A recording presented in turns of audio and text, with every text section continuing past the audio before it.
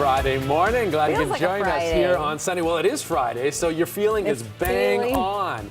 Look at that behind us. We have snow.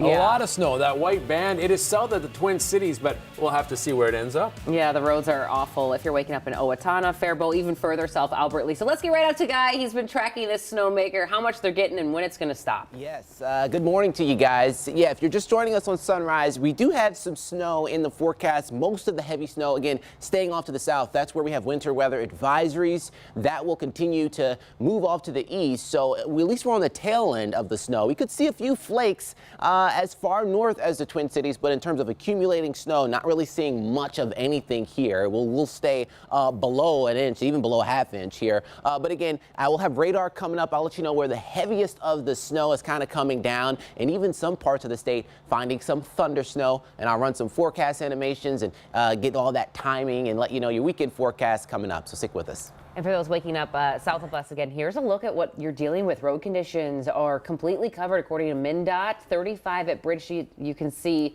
it's pretty slow go there. You can barely see the road. Within the Twin Cities Metro, though, drive times are still average. We had a reported crash on 394 and 55. So just a heads up for that this morning. And we want to give you a look at Mobile 11 this morning in Edina. As you can see, road conditions, decent shape. Might see a little sheen on the road, a little wetness out there. So just maybe give yourself a few extra minutes, especially, again, if you live south of us here in the Twin Cities. We'll take a look at your screen right now, too. Within the last 10 minutes, several schools have made adjustments to their schedules. Almost all of them, of course, south of us here in the Twin Cities Metro. We do have a list scrolling right now, too, at the bottom of your screen. And if you missed your school, you can check anytime, KARE11.com/closings. And all year, the KARE 11 weather app will help get you ready for snow, rain, what other weather might be coming your way. It's a free app. You can get personalized forecasts, radar, and weather alerts sent right to your cell phone. And you can get it wherever you get your apps. Breaking overnight, there was a crash on I-394. We're waiting to hear back from Minnesota State Police about what happened. When we learn more, we will update you.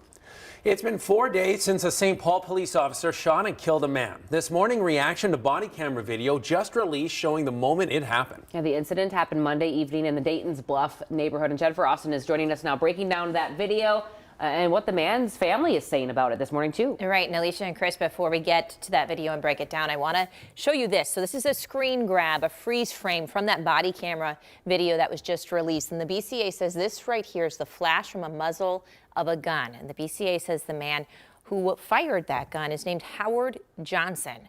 The officer who shot him and who is wearing this body camera is Sergeant Cody Blanchon of the St. Paul Police Department. Sergeant Blanchon was responding to a domestic assault call, and according to the BCA, that 911 caller said Johnson had a gun. The BCA said Blanchon helped set up a perimeter, and that's what led up to this moment. He's pointing at a car. He's trying to carjack right now. So within seconds, body and dash camera video appears to show the squad hitting the man, later identified as Johnson. The BCA says Johnson then got up, leading to an exchange of gunfire. A voice is heard saying, "Don't do it." It's not clear whose voice that is or who shot first. Still photos released by police. Again, they show Johnson holding that gun and a muzzle flash. Johnson's mother and stepfather say they want more footage released. If he was in the wrong and he done something wrong, we apologize for him. Right.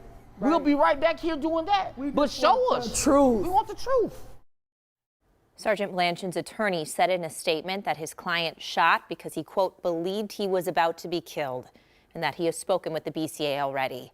We spoke with a former law enforcement trainer about this video, and he told us he believes this was a justified use of deadly force. We will hear his explanation for that coming up in 30 minutes. Thank you, Jen. In just a few hours, former Minneapolis police officer J. Alexander King will be formally sentenced. Back in October, King pled guilty to aiding and abetting manslaughter in George Floyd's murder. Terms of the plea deal call for King to serve 3.5 years in prison.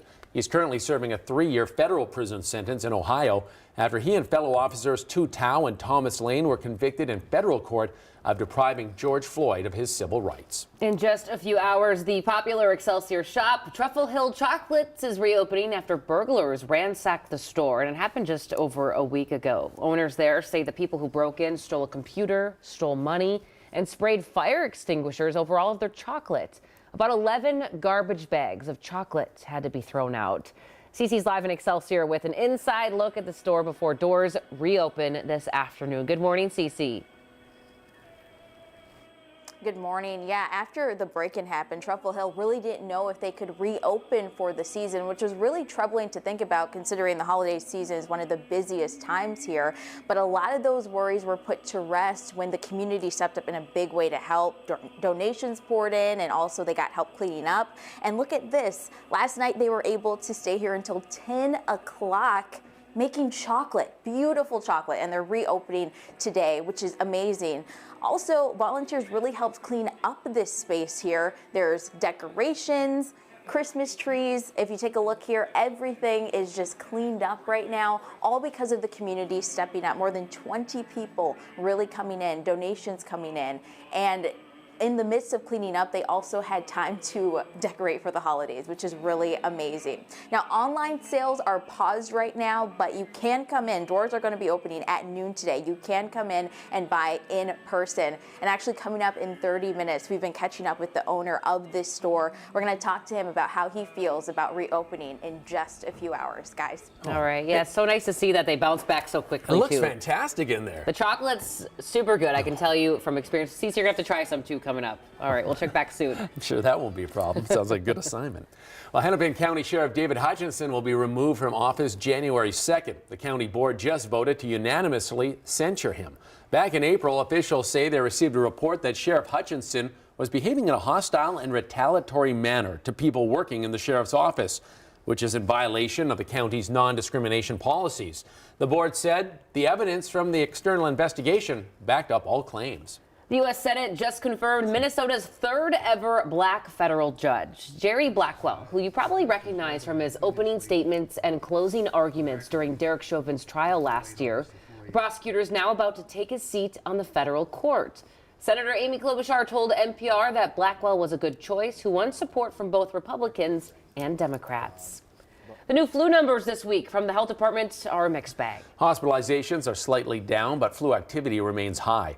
1,800 Minnesotans have been hospitalized with the flu so far this season, 500 of those in the last week, 58 fewer than the week before. There were 76 outbreaks in schools, cut in half from last week's report.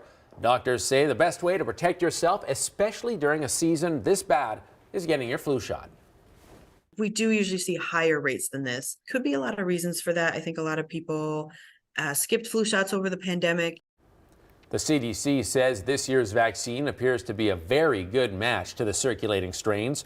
The health department says only 33% of Minnesotans have gotten their flu shot so far, but there is still time. And if you've already had the flu, the health department says you can still get the shot as it protects against 4 different strains. The largest hotel in Minneapolis is hitting pandemic financial troubles. This morning, we're looking into its future and price tag to save it. I'm Devon Raming. The Hilton in downtown Minneapolis, which is the largest hotel in the state, will hit the auction market next month.